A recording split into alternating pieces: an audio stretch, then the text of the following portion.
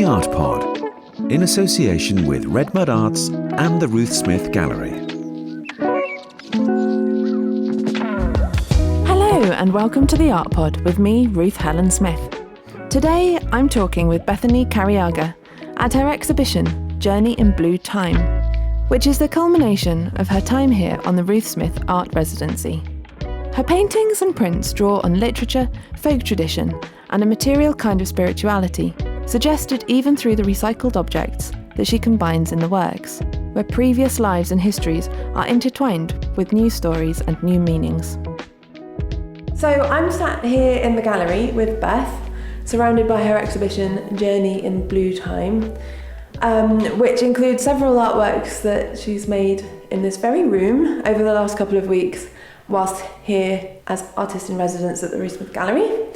So until a couple of days ago, the gallery space was in studio mode, and there were pastels everywhere and pencils and watercolour and oils.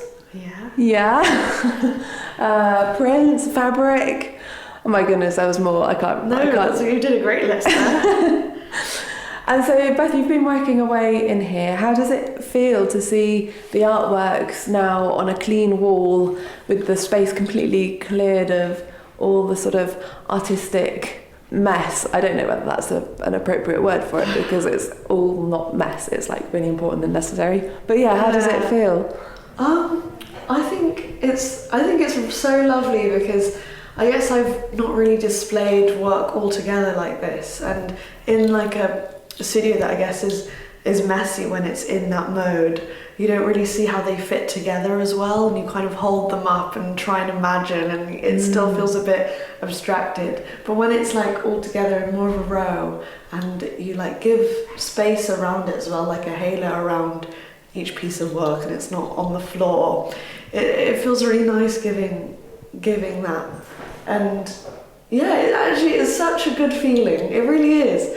It's like, wow, this is like things that you've developed and done, and you forget that you've put time into making these things, and then they're like in front of you and they're like saying hello, and it's great. So yeah, it's really fab. That's lovely. Do you find that some of them, when you put them up, you suddenly realise that you've got a lot more than you realised because they've been under piles of No, it's exactly that. It's at first I was really like, I don't even know if I'm gonna do one painting a wall, but now I'm like, when I was putting them up, I was like, I'm struggling to like put them all up, and I have to squidge things in, and that's like nice. Yeah, it's really good. And it's also really impressive to see how much you've been making. Like, so many of these works you've made over the last couple of weeks. And so your work's like really intuitive and dreamlike, and a sort of like a feeling of folklore in a lot of them, and they feel really earthy. Yeah. And yeah, there's animals that sort of feel quite anthropomorphic. Can you talk through some of the ideas that you're exploring through your work? Yeah. So I guess like the common thread would be, I guess, colour of blue, and I guess that's in the title. Well, I think, when you search blue hour, it's like the time after sunset, and it's like the few hour, like an hour to an hour and a half, where it's like a blue sky, and it's coming towards like a darkness that hasn't quite fallen yet. And that with like the ideas that I was exploring of like life and death, and life in death, and death in life, and thinking about the amalgamation of those two. And I think I wrote to you about that one anthropologist that was talking, Marion Strasser, and she was saying how like death doesn't have to be put outside of the realms of being and existing, like it's actually part of what makes things exist. Like death and life inform each other, and that living beings should be called living and dying beings because that's what they are and do. And so for me, it's interesting to explore that, and like not seeing it as like supremely negative.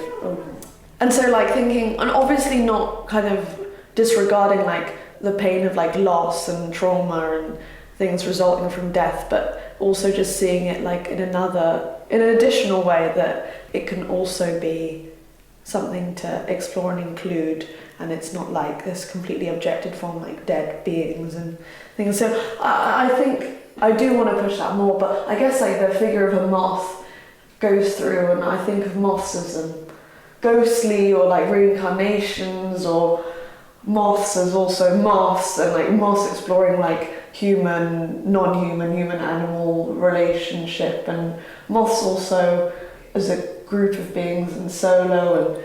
And I was just, because when I was a kid and things, like if there was a singular moth flying around your room, you wouldn't really want to kill it because it could be a relative or things, and there's like that connection to like another world through like a moth, which I thought was really great. And also like being informed by being in North Taunton, meeting people here and going for walks, and the like landscape is different, and there's these huge trees, and the colours are darker, and so I think that plays a role as well with the things that I was exploring whilst being here. And the room I was staying in was really gorgeous as well.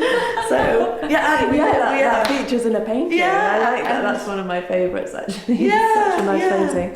And we're nearby the churchyard, and so like death is like right by us. And you were saying in other places like it would be completely separate, a cemetery or grave, but it's nice in like lots of places in England how it's in the centre of town. Yeah, it's quite unusual. Like when you go to other countries and you sort of see that the cemetery is a good mile out of the town or the village, and here it's literally in the middle of the town. And in fact, I was saying, from our bedroom window we can see the 3 graves of several people who actually lived in this very house. And, I remember saying that when we walked past. It's really bizarre, like to see there's a different kind of sleep visible from our bed. It's kind of peculiar, but you're right, it's all part of life and that cycle. And I think that your work has got a really wonderful balance of that, because it doesn't over romanticize or relish death and decay and sadness, but it definitely acknowledges it as part of the human experience and also non-human. Absolutely. The experience of I don't know whether to say life anymore, because just our experience as beings. And it's quite poignant, I think. And blue is an interesting colour in terms of that, because it's like a peaceful colour, but it's also sad, but it's also, blue skies. Yeah, exactly. So literature features quite a lot in your work. You're very inspired by a lot of literary influences. So could you tell us a little bit about how they feature in the work? I think the quickest example is the one that I was explaining to you the other day, with like the one of the room that I was staying in with like the door creaked open and there's a shoe in it, and I was saying that it reminded me of Tom's Midnight Garden, the book that I read as a kid, and also I love the film as well. And the story goes that he leaves his bedroom, he leaves his slipper in the door so that he can come back quietly and wouldn't disturb as he slips out to his midnight garden.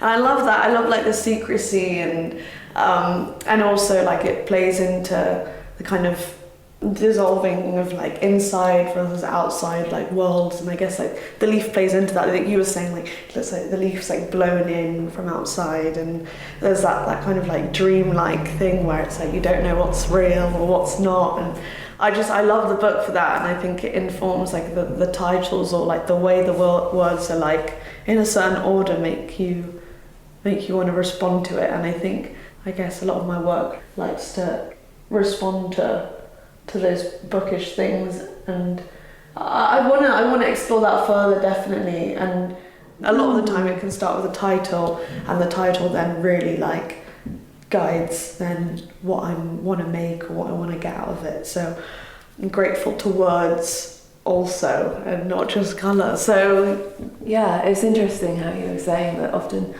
you'll read something and then it's like, oh, that's a really poetic idea or an interesting title, and then the work will kind of come from that, which is interesting because often artists are really struggling to find a title once they've made the work. Yeah. It's interesting how it can happen in different orders. Do you want to say anything about your ridiculous? I'm just looking at your painting over there with the river and the marathon. And do you want to say anything about your ridiculous walk? I feel like I've gone on about this so much, and I really don't mean, because I really do feel so like silly, because I'm like, people go on walks all the time here and they're completely fine. And you went in search of dusk. I went in search for dusk, and I was thinking to myself, I want it to be darker outside. I really want it to like be blue, and it's going to be really beautiful. And I saw this photograph of a tree the other day that I thought was really gorgeous, and it was blue and it was misty. And I was like, if I go for a walk, I want to search for that kind of feeling that photo gives me. So as I was walking, like, hoping like it would get to that, and then it didn't. It just got grey and dark, and I was in this woody bit, and then it got muddy, and then sinking into the mud. I was like, this is actually tiring. We should say that by muddy, this is Devon mud, which threatens to get up to your knees at times. Yeah, and it threatened. It really did threaten. And then when it gets dark, I just really can't see much, actually. And then during that time, I was thinking of that, and falling into the mud is when I saw my first cow, and I thought, that's actually quite scary to me, because I am scared of cows.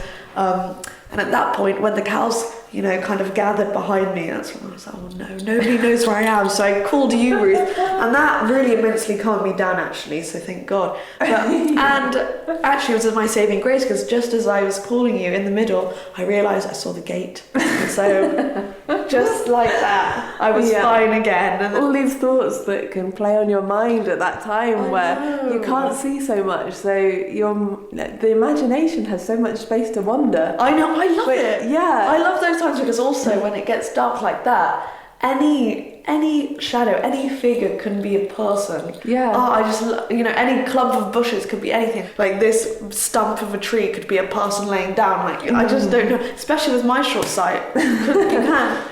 But it's interesting, because there's such a feeling of that in your work, where there's some works which are more abstracted than others. And when you look at them, you can imagine that as being something, and although we kind of have this feeling of wanting to often see things where there isn't something, we're people who, as people, we look for patterns, don't we? Yeah. And so when you look at something abstract, like purely abstract, it's very easy for people to kind of go, could that be a such and such, or Matisse's snail? I can see how that's a snail. Yeah, yeah. But what I love about your work is that it really gives you the feeling of those things without kind of, and I don't feel like I need to make sense of, that could represent a something or other, or that could be a something or other. But it does give your imagination the space to kind of, feel different things, which I think is really admirable and really hard to do, actually.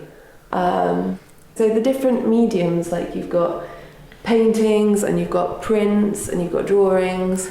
Sometimes you're working with watercolour on raw canvas, or sometimes there's a couple of oil paintings in here which are mixed media with different layers of fabric or wood stuck on the canvas. Actually, you've got a couple which are, you said, paper soaked in soy milk with leaves printed on the top, which have been dipped in turmeric, and then onion peel. Yeah. So I was just try writing that on there. Yeah. Artwork description.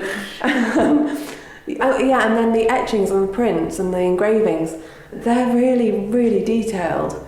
And some of the other paintings are really broad, but they definitely feel like they're made by the same person. So I'm just wondering, is there anything about your processes through different mediums which you see as a common thread through everything, or do you approach each medium quite differently and it's more the subject matter that draws them all together? I'd love to think of a way that they marry together, and I guess the subject matter is the easiest part, which is what even though I'd rather not, but what I do tend to rely on that brings them together. But I guess compositionally, things could be a painting. I look at a print and I think it could be a painting. What about the materiality? Yeah, I think I don't want to put myself down, but in a way there's like this scrappy element that ties into like a lot of the thing. But scrappy is like, doesn't sound like a nice word. That's a kind word to use, but I mean, it feels unfettered. Yeah, that's the word that you were saying. I like that one. Yeah, you got it. Yeah, that unfettered.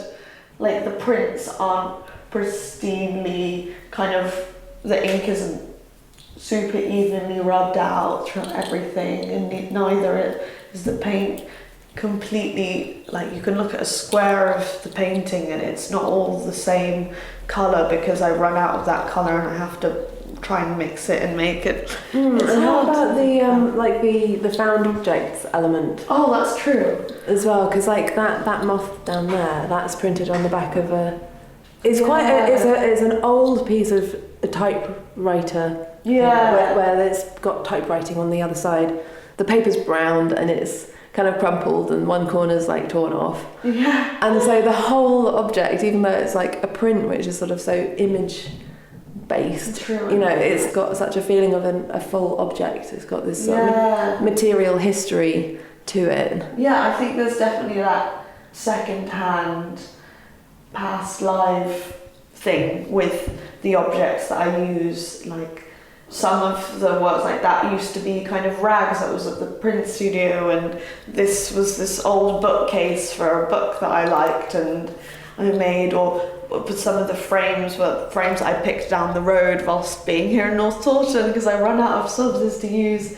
And there's a tote bag. And there's a tote bag, yeah, a canvas tote bag that I went to make into a surface. So I think there's like a resourcefulness that I feel like plays in, and the material history of it is just as important as like the image that's placed onto it.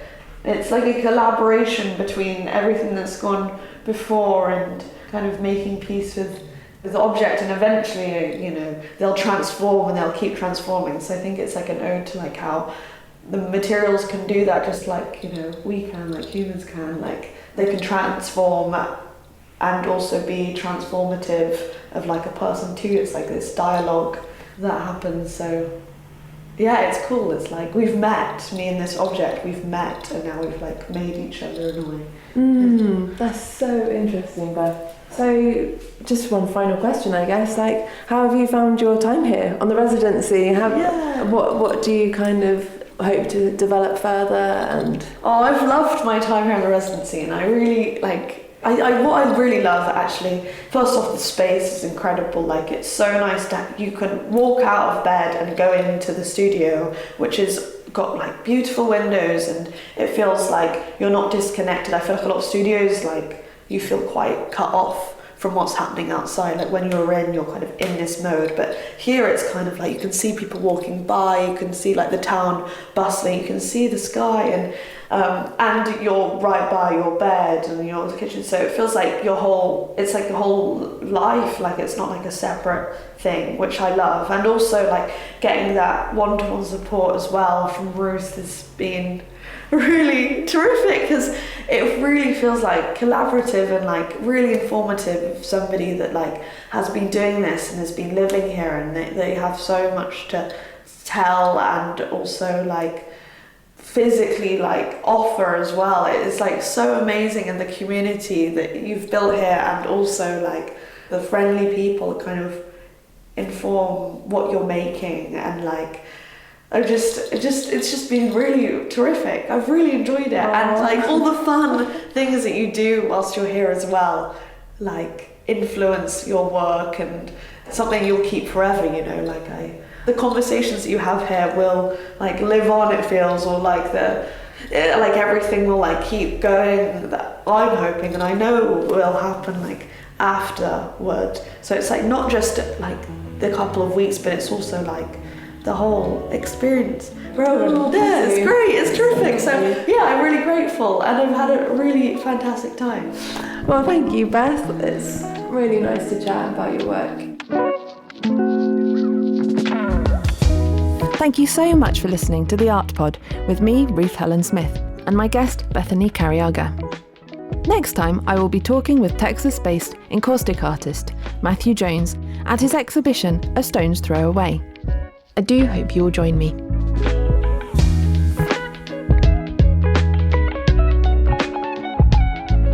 That was the Art Pod, in association with Red Mud Arts and the Ruth Smith Gallery. recorded on location at the Ruth Smith Gallery and the Clearwater Studios, Devon.